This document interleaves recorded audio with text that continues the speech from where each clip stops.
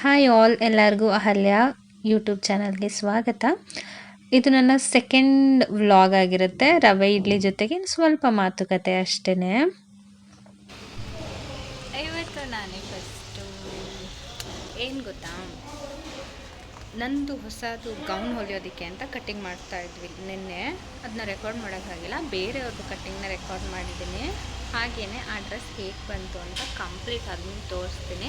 ತುಂಬ ಚೆನ್ನಾಗಿ ಬಂದಿದೆ ಅಂತ ನನ್ನ ಅನಿಸಿಕೆ, ನೋಡ್ಬಿಟ್ಟು ಹೇಳಿ ಹೇಗಿತ್ತು ಅಂತ. ಬೆಳಿಗ್ಗೆ ಬ್ರೇಕ್ಫಾಸ್ಟ್ಗೆ ರವೆ ಇಡ್ಲಿ ಮಾಡಿದ್ದೆ. ಸೊ ಅದಕ್ಕೆ ಬೇಕಾಗಿರುವಂತಹ ಇಂಗ್ರೀಡಿಯೆಂಟ್ಸ್ ಎಲ್ಲ ಅಂಗಡಿಗೆ ಹೋಗಿ ತೊಗೊಂಡು ಬಂದಿದ್ದು ಆಯಿತು. ಜೊತೆಗೀಗ ಹೇಗೆ ಮಾಡೋದು ಅಂತ ನೋಡ್ಕೊಂಡ್ಬಿಡೋಣ. ಬೆಳಗ್ಗೆ ತಿಂಡಿಗೆ ಏನು ಮಾಡೋದು ಅಂತ ಡೈಲಿ ಬೇಜಾರಾಗ್ತಾ ಇರುತ್ತಲ್ವ, ಯೋಚನೆ ಇರುತ್ತಲ್ವ. ಇದು ನೋಡಿ ತುಂಬ ಸಿಂಪಲ್ಲಾಗಿ ಕ್ವಿಕ್ಕಾಗಿ ಮಾಡ್ಕೋಬಹುದಾಗಿರುವಂತಹ ರೆಸಿಪಿ. ಎಷ್ಟು ಈಸಿನೋ ಅಷ್ಟು ಟೇಸ್ಟಿಯಾಗಿರುತ್ತೆ. ನೀವು ಹೊರಗಡೆ ಹೋಟೆಲಲ್ಲಿ ಹೇಗೆ ತಿಂದಿರ್ತೀರಲ್ವ rava idli, same to same same ಟೇಸ್ಟಲ್ಲಿರುತ್ತೆ. ಇನ್ನೊಂದೇನಪ್ಪ ಅಂತ ಅಂದರೆ, ವಾಯ್ಸ್ ಓವರ್ ಕೊಟ್ಟು ತುಂಬ ದಿನಗಳಾಗಿದೆ, ಹಾಗಾಗಿ ಸ್ವಲ್ಪ ನಾಲ್ಗೆ ತಡವಡಿಸುತ್ತೆ. ದಯವಿಟ್ಟು ಅಡ್ಜಸ್ಟ್ ಮಾಡ್ಕೊಳ್ಳಿ. ಈ ಮೊದಲು ಒಂದು ಚಾನಲ್ ಇತ್ತು, ಆದರೆ ಅದನ್ನು ಕೆಲವೊಂದು ಕಾರಣದಿಂದ ಡಿಲೀಟ್ ಮಾಡಬೇಕಾಯಿತು. ಸೊ ಹಾಗಾಗಿ ಇದು ಮತ್ತೆ ನನ್ನ ಹೊಸ ಚಾನಲ್ ಇದು. ಮೊದಲಿಗೆ ನಾನಿಲ್ಲಿ ರವೆನ ಹುರಿದಿಟ್ಕೊಳ್ತಾ ಇದ್ದೀನಿ. ರವೆನ ಹುರಿದು ಮಾಡೋದ್ರಿಂದ ರವೆ ಇಡ್ಲಿ ಟೇಸ್ಟಿಯಾಗಿರುತ್ತೆ, ಹಾಗೆ ಅದು ಒಂಥರ ಕಚ್ಕ ಅನಿಸೋದಿಲ್ಲ. ಹಾಗಾಗಿ ರವೆನ ನಾವು ಚೆನ್ನಾಗಿ ಹುರಿದ್ಬಿಟ್ಟು ಆಮೇಲೆ ರವೆ ಇಡ್ಲಿಗೆ ಬಳಸಬೇಕು. ಇಲ್ಲಿ ನಾನು ಆಲ್ಮೋಸ್ಟ್ ಒಂದು 2.5 ಲೋಟದಷ್ಟು ರವೆನ ತೊಗೊಂಡಿದ್ದೀನಿ. ಅದು ಸ್ವಲ್ಪ ಬಿಸಿ ಆದಮೇಲೆ ಇದಕ್ಕೆ ನಾನು ಒಂದು 2 ಸ್ಪೂನಷ್ಟು ತುಪ್ಪನ ಹಾಕಿ ಹುರಿತಾ ಇದ್ದೀನಿ. ಈ ರೀತಿ ಮಾಡೋದ್ರಿಂದ ರವೆಯಲ್ಲಿ ಒಂದು ಒಳ್ಳೆ ಪರಿಮಳ ಬರುತ್ತೆ, ಹಾಗೆಯೇ ಟೇಸ್ಟಿಯಾಗಿ ಒಂಥರ ಚೆನ್ನಾಗಿರುತ್ತೆ. ತುಪ್ಪ ನನಗಿಷ್ಟ, ಹಾಗಾಗಿ ನಾನು ಹಾಕ್ಕೊಂಡಿದ್ದೀನಿ. ನಿಮಗೆ ತುಪ್ಪ ಇಷ್ಟ ಇಲ್ಲ ಅಂದರೆ ಎಣ್ಣೆಲೂ ಕೂಡ ಅದನ್ನು ನೀವು ಸ್ವಲ್ಪ ಹುರಿದಿಟ್ಕೋಬಹುದು.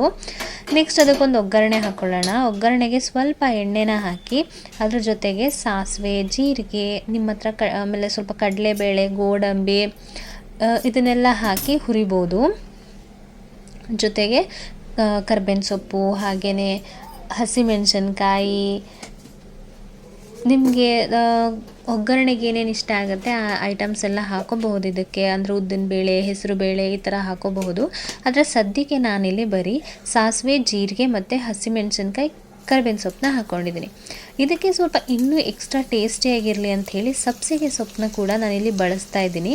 ಇದನ್ನು ಹಾಕೋದ್ರಿಂದ ತುಂಬಾ ಟೇಸ್ಟಿಯಾಗಿರುತ್ತೆ. ಜೊತೆಗೆ ಸಬ್ಸಿಗೆ ಸೊಪ್ಪಲ್ಲಿ ತುಂಬ ಒಳ್ಳೆ ಆರೋಗ್ಯಕರವಾದಂಥ ಅಂಶಗಳಿರೋದ್ರಿಂದ ಸಬ್ಸಿಗೆ ಸೊಪ್ಪು ತಿನ್ನೋದು ಒಳ್ಳೆಯದು. ಈಗ ಬೆಳಿಗ್ಗೆ ಬ್ರೇಕ್ಫಾಸ್ಟ್ಗೆ ರವೆ ಇಡ್ಲಿ ಮಾಡಿದ್ದೆ. ಸೊ ಅದಕ್ಕೆ ಬೇಕಾಗಿರುವಂತಹ ಇಂಗ್ರೀಡಿಯೆಂಟ್ಸ್ ಎಲ್ಲ ಅಂಗಡಿಗೆ ಹೋಗಿ ತೊಗೊಂಡು ಬಂದಿದ್ದು ಆಯಿತು. ಜೊತೆಗೆ ಹೇಗೆ ಮಾಡೋದು ಅಂತ ನೋಡ್ಕೊಂಡ್ಬಿಡೋಣ. ಬೆಳಗ್ಗೆ ತಿಂಡಿಗೆ ಏನು ಮಾಡೋದು ಅಂತ ಡೈಲಿ ಬೇಜಾರಾಗ್ತಾ ಇರುತ್ತಲ್ವ, ಯೋಚನೆ ಇರುತ್ತಲ್ವ. ಇದು ನೋಡಿ ತುಂಬ ಸಿಂಪಲ್ಲಾಗಿ ಕ್ವಿಕ್ಕಾಗಿ ಮಾಡ್ಕೋಬಹುದಾಗಿರುವಂತಹ ರೆಸಿಪಿ. ಎಷ್ಟು ಈಸಿನೋ ಅಷ್ಟು ಟೇಸ್ಟಿಯಾಗಿರುತ್ತೆ. ನೀವು ಹೊರಗಡೆ ಹೋಟೆಲಲ್ಲಿ ತಿಂದಿರ್ತೀರಲ್ವ rava idli, same to same same ಟೇಸ್ಟಲ್ಲಿರುತ್ತೆ. ಇನ್ನೊಂದೇನಪ್ಪ ಅಂತ ಅಂದರೆ, ವಾಯ್ಸ್ ಓವರ್ ಕೊಟ್ಟು ತುಂಬ ದಿನಗಳಾಗಿದೆ, ಹಾಗಾಗಿ ಸ್ವಲ್ಪ ನಾಲ್ಗೆ ತಡವಡಿಸುತ್ತೆ. ದಯವಿಟ್ಟು ಅಡ್ಜಸ್ಟ್ ಮಾಡ್ಕೊಳ್ಳಿ.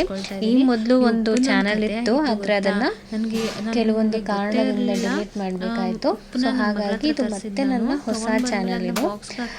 ಮೊದಲಿಗೆ ನಾನಿಲ್ಲಿ ರವೆನ ಹುರಿದಿಟ್ಕೊಳ್ತಾ ಇದ್ದೀನಿ. ರವೆನ ಹುರಿದು ಮಾಡೋದ್ರಿಂದ ರವೆ ಇಡ್ಲಿ ಟೇಸ್ಟಿಯಾಗಿರುತ್ತೆ, ಹಾಗೆ ಅದು ಒಂಥರ ಕಚ್ಕ ಅನಿಸೋದಿಲ್ಲ. ಹಾಗಾಗಿ ರವೆನ ನಾವು ಚೆನ್ನಾಗಿ ಹುರಿದ್ಬಿಟ್ಟು ಆಮೇಲೆ ರವೆ ಇಡ್ಲಿಗೆ ಬಳಸಬೇಕು. ಇಲ್ಲಿ ನಾನು ಆಲ್ಮೋಸ್ಟ್ ಒಂದು 2.5 ಲೋಟದಷ್ಟು ರವೆನ ತೊಗೊಂಡಿದ್ದೀನಿ. ಅದು ಸ್ವಲ್ಪ ಬಿಸಿ ಆದಮೇಲೆ ಇದಕ್ಕೆ ನಾನು ಒಂದು 2 ಸ್ಪೂನಷ್ಟು ತುಪ್ಪನ ಹಾಕಿ ಹುರಿತಾ ಇದ್ದೀನಿ.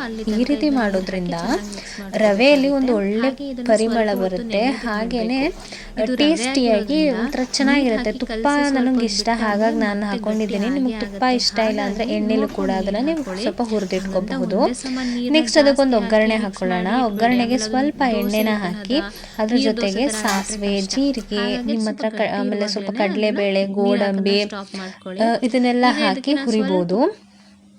ಕ್ಯಾರೆಟ್ ಜೊತೆಗೆ ತುರಿನೂ ಹಾಕೊಳ್ತಾ ಇದ್ದೀನಿ ಆಯ್ತಾ. ಕರ್ಬೇವಿನ ಸೊಪ್ಪು, ಇದು ಹಾಕಿದ್ರು ಹಾಗೆಯೇ ಒಂಥರ ಕಲರ್ಫುಲ್ ಆಗಿ ಚೆನ್ನಾಗಿ ಕಾಣಿಸುತ್ತೆ. ಹಸಿಮೆಣಸಿನ್ಕಾಯಿ, ಜೊತೆಗೆ ಹೆಲ್ದಿ ಕೂಡ ಹೌದಲ್ವಾ, ನಿಮಗೆ ಹಾಗಾಗಿ ಸೊ ಹಿಟ್ಟು ಸ್ವಲ್ಪ ಒಗ್ಗರಣೆಗೆ ಏನೇನು ಗಟ್ಟಿ ಇಷ್ಟ ಅನ್ನಿಸ್ತು, ಆಗುತ್ತೆ ಆ ಹಾಗಾಗಿ ಒಂದು ಐಟಮ್ಸ್ ಸ್ವಲ್ಪ ಎಲ್ಲ ನೀರನ್ನು ಹಾಕಿ ಹಾಕೋಬಹುದು ಮಿಕ್ಸ್ ಇದಕ್ಕೆ. ಅಂದರೆ ಮಾಡಿಬಿಟ್ಟು ಉದ್ದಿನಬೇಳೆ, ತಟ್ಟೆ ಹೆಸರುಬೇಳೆ ಈ ಥರ ಮುಚ್ಚಿಡ್ತಾ ಇದ್ವಿ. ಹಾಕೋಬಹುದು.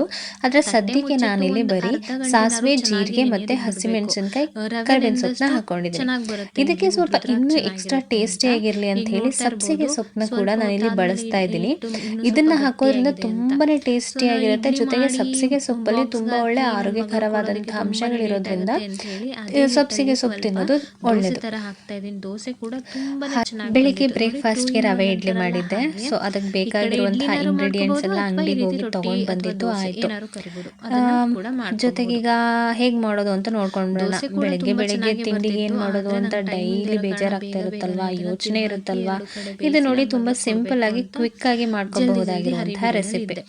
ಎಷ್ಟು ಅದೇನ್ ಈಸಿನೋ ಮಾಡೋದು, ಅಷ್ಟು ಟೇಸ್ಟಿಯಾಗಿರುತ್ತೆ. ನೀವು ಕೆಲಸ ಹೊರಗಡೆ ಹಾಗಿರುತ್ತೆ ಹೋಟೆಲಲ್ಲಿ ಹೆಣ್ಮಕ್ಳದು. ಬೆಳಿಗ್ಗೆ ಎಷ್ಟೇ ಬೇಗ ಎದ್ದು ಏನೇ ಮಾಡಿದ್ರು ಲೇಟ್ ಆಗೋದು ಸಹಜ. ದೋಸೆ ಕೂಡ ಆಯಿತು, ಅವಳಿಗೂ ಕೂಡ ಸಾಂಬಾರಲ್ಲಿ ಹಾಕಿ ಕೊಟ್ಟೆ. ನೆಕ್ಸ್ಟ್ ಇಡ್ಲಿ ಮಾಡ್ಕೊಳ್ಳೋಣ ಅಂತೇಳಿ ಇಡ್ಲಿ ಪಾತ್ರೆಗೆ ಸ್ವಲ್ಪ ನೀರನ್ನು ಹಾಕಿ ಅದನ್ನು ಬಿಸಿ ಆಗೋದಕ್ಕೆ ಅಂತ ಇಟ್ಟಿದ್ದೀನಿ. ನಾವು ಮಾಮೂಲಿ ಇಡ್ಲಿ ಮಾಡ್ಕೊಳ್ತೀವಲ್ವ, ಅದೇ ರೀತಿ ಇಡ್ಲಿ ಪ್ಲೇಟ್ಗೆ ಸ್ವಲ್ಪ ಎಣ್ಣೆನ ಹಾಕಿ ಅದನ್ನ ನೀಟಾಗಿ ಇದು ಮಾಡ್ಕೋಬೇಕು. ಎಲ್ಲ ಪ್ಲೇಟ್ಗೂ ಹಾಕಾದ್ಮೇಲೆ ನಾನಿಲ್ಲಿ ಸ್ವಲ್ಪ ಬೇಕಿಂಗ್ ಸೋಡಾ ಹಾಕ್ಕೊಳ್ತಾ ಇದ್ದೀನಿ. ನಿಮ್ಮ ಹತ್ರ ಇತ್ತು ಅಂದರೆ ಬೇಕಿಂಗ್ ಸೋಡಾ ಉಪಯೋಗಿಸಿ, ಇಲ್ಲ ಅಂತ ಅಂದರೆ ನೀವು ಈನೋ ಬರುತ್ತಲ್ಲ ಅದನ್ನಾದರೂ ಬಳಸಬಹುದು, ಅಥವಾ ಅಡುಗೆ ಸೋಡಾ ಇರುತ್ತಲ್ಲ ಅದನ್ನಾದರೂ ಹಾಕೋಬೋದು. ಚಿಟಿಕೆ ಚೂರೇ ಚೂರು ಹಾಕಿ ಅದ್ರ ಮೇಲೆ ಸ್ವಲ್ಪ ನೀರನ್ನು ಹಾಕಿ ಮಿಕ್ಸ್ ಮಾಡ್ಕೊಳ್ತಾ ಇದ್ದೀನಿ ಆಯಿತಾ. ಕೆಲವೊಬ್ಬರು ರವೆ ಇಡ್ಲಿಗೆ ಹಸಿ ಬಟಾಣಿ ಕೂಡ ಬಳಸ್ತಾರೆ, ಅದು ಕೂಡ ತುಂಬ ಚೆನ್ನಾಗಿರುತ್ತೆ ಬಟಾಣಿ ಹಾಕೋದ್ರಿಂದ. ನಾನು ಸಿಂಪಲ್ಲಾಗಿ ಮನೆಯಲ್ಲಿದ್ದಂಥ ಇಂಗ್ರೀಡಿಯೆಂಟ್ಸ್ ಅಥವಾ ಏನು ಈಸಿಯಾಗಿ ಸಿಗುತ್ತೆ ಅದನ್ನು ನಾನು ಬಳಸ್ಕೊಂಡು ಮಾಡ್ತಾಯಿದ್ದೀನಿ. ನಾರ್ಮಲಾಗಿ ಇಡ್ಲಿ ಪ್ಲೇಟ್ಗೆ ನಾವೀಗ ಇಡ್ಲಿ ಹಿಟ್ಟನ್ನು ಹಾಕ್ಕೋಬೇಕು. ನೀವು ಬೇಕು ಅಂತ ಅಂದರೆ ಇಡ್ಲಿ ಪ್ಲೇಟ್ಗೆ ಫಸ್ಟು ಸ್ವಲ್ಪ ಕ್ಯಾರೆಟ್ ತುರಿ ಮತ್ತು ಒಂದೇ ಒಂದು ಗೋಡಂಬಿನ ಇಟ್ಟು ಸ್ವಲ್ಪ ಕೊತ್ತಂಬರಿ ಸೊಪ್ಪನ್ನ ಹಾಕಿಬಿಟ್ಟು ಆಮೇಲೆ ಈ ರೀತಿ ಇಡ್ಲಿ ಹಿಟ್ಟನ್ನು ಹಾಕಿ ಬೇಯಿಸ್ಕೋಬೋದು. ಆವಾಗ ನಾವು ಅದು ಇಡ್ಲಿನ ನಾವು ಡಿಮೋಲ್ಡ್ ಮಾಡಿದಾಗ ಮೇಲ್ಗಡೆ ನಮಗೆ ಅದು ಚೆನ್ನಾಗಿ ಥರ ಡೆಕೋರೇಟಿವ್ ಆಗಿ ಚೆನ್ನಾಗಿ ಕಾಣಿಸುತ್ತೆ. ಇಲ್ಲ ಅಂದರೆ ನೀವು ನಾರ್ಮಲಾಗಿ ಇದೇ ರೀತಿ ಇಡ್ಲಿ ಹೇಗೆ ಮಾಡ್ಕೊಳ್ತೀವಲ್ವ ಆ ರೀತಿ ಇಟ್ಟು ಒಂದು 15 ನಿಮಿಷ ಹಬೆನಲ್ಲಿ ಬೇಯಿಸಿದ್ರೆ ಇಡ್ಲಿ ರೆಡಿ. ತುಂಬ ಚೆನ್ನಾಗಿರುತ್ತೆ ಈ ವಿಧಾನದಲ್ಲಿ ಮಾಡಿದ್ರೆ. ರವೆ ಇಡ್ಲಿ ಯಾವುದೇ ಕಾರಣಕ್ಕೂ ಕಚ್ಕ ಅನಿಸಲ್ಲ, ಹಾಗೆ ಉದ್ರುದ್ರಾಗಿ ಚೆನ್ನಾಗಿ ಬರುತ್ತೆ ಇಡ್ಲಿ. ಒಂದ್ಸತಿ ಟ್ರೈ ಮಾಡಿ ನೋಡಿ. ಸೊ ಒಂದು 15 ನಿಮಿಷ ಆದಮೇಲೆ ಈ ರೀತಿ ಒಂದು ಚಾಕು ಅಥವಾ ಫೋಕ್ ಅಥವಾ ಟೂತ್ ಪಿಕ್ ಸಹಾಯದಿಂದ ಒಂದ್ಸತಿ ಚುಚ್ಚಿ ನೋಡಬೇಕು ಇಡ್ಲಿಗೆ. ಹಾಗದು ನೀಟಾಗಿ ಬೆಂದಿತ್ತಂದರೆ ಅದಕ್ಕೇನು ಈಗ ನಾವೇನು ಇದ್ರಲ್ಲಿ ಚುಚ್ಚಿರ್ತೀವಲ್ವ ಅದಕ್ಕೇನು ಅಂಟ್ಕೊಂಡಿರಲ್ಲ. ಹಾಗಾಗಿ ಅಷ್ಟಾದಾಗ ನಾವು ಇಡ್ಲಿನ ಆಫ್ ಮಾಡ್ಕೊಬೋದು. ಇಡ್ಲಿನ ಆಫ್ ಮಾಡ್ಕೊಳಕ್ಕಾಗಲ್ಲ, ಸ್ಟವ್ನ ಆಫ್ ಮಾಡ್ಕೋಬಹುದು. ಇದು ನೋಡಿ ರೊಟ್ಟಿ ಕೂಡ ಸ್ವಲ್ಪ ಟೈಮ್ ತೊಗೊಂಡು ಚೆನ್ನಾಗಿ ಅದನ್ನ ಬೇಯಿಸಿದ್ದಕ್ಕೆ ಕರುಮ್ ಅಂತ ಸಖತ್ತಾಗಿ ಬಂದಿತ್ತು ರೊಟ್ಟಿ. ನೆಕ್ಸ್ಟು ಆಗಿರುವಂತಹ ಇಡ್ಲಿನೆಲ್ಲ ಒಂದು ಪ್ಲೇಟ್ಗೆ ಹಾಕ್ಕೊಂಡು ಅದಕ್ಕೆ ಬೇಕಾಗಿರೋ ಸಾಂಬಾರು ಅಥವಾ ಚಟ್ನಿ ಜೊತೆ ತಿನ್ಬೋದು. ನಾನಿಲ್ಲಿ ನೆನ್ನೆ ನೈಟ್ ಬೇಳೆ ಸಾಂಬಾರಿಗೆ ಇಡ್ಲಿ ಮಾಡಿಕೊಂಡೆ, ಸಾಂಬಾರು ವೇಸ್ಟ್ ಆಗುತ್ತೆ ಅಂಥೇಳಿ. ಇನ್ನು ಮಧ್ಯಾಹ್ನ ತನಕ ಸಾರು ಇಡೋಕ್ಕಾಗಲ್ಲ, ಹಾಗಾಗಿ ಬೆಳಗ್ಗೆನೇ ಅದ್ರ ಜೊತೆಗೆ ಈ ರೀತಿ ರವೆ ಇಡ್ಲಿ ಮಾಡಿದೆ. ಸೂಪರ್ ಆಗಿರುವಂಥ ಕಾಂಬಿನೇಷನ್ ಆಗಿತ್ತು. ಇಡ್ಲಿ ನೋಡ್ತಾ ಇರ್ಬೋದು ನೀವು ಎಷ್ಟು ಚೆನ್ನಾಗಿ ಬಂದಿದೆ ಅಲ್ವಾ. ಸೊ ನಾನು ತಿಂಡಿ ತಿಂದ್ಕೊಂಡು ಕ್ಲಾಸ್ಗೆ ಹೋಗೋದಕ್ಕೆ ಅಂತ ರೆಡಿ ಆಗ್ತಾ ಇದ್ದೆ. ಯಾವ ಕ್ಲಾಸ್ ಅಂತ ಗೊತ್ತು ಅನಿಸುತ್ತೆ, ಆಲ್ರೆಡಿ ನಾನು ಸ್ಟಾರ್ಟಿಂಗಲ್ಲೇ ಹೇಳಿದೆ, tailoring class. Thank you so much. ಮತ್ತೆ ಸಿಗೋಣ.